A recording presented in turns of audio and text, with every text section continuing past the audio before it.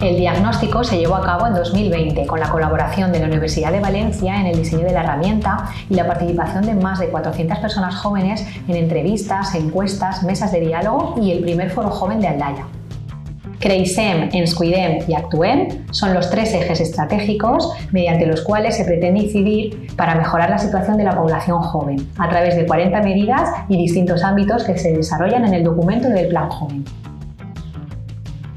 Creixem per facilitar l'emancipació de les persones joves del municipi, amb mesures concretes que garanteixen l'igualtat d'oportunitat en l'accés a recursos d'informació, formació i educació, ocupació, mobilitat i vivenda. Ens Cuidem té com a objectiu afavorir el benestar i la socialització de les persones joves, centrant-nos a la perspectiva emocional i social, sent conscients de la rellevància que tenen en aquesta etapa vital. Creemos en la capacidad de las personas jóvenes para proponer, decidir y actuar como agentes de cambio y transformación social, siempre y cuando tengan la motivación, las capacidades y los canales necesarios para participar en la vida pública. Este plan propone las medidas para potenciar los diversos tipos de participación y poner en valor a la juventud, empoderándola para ello.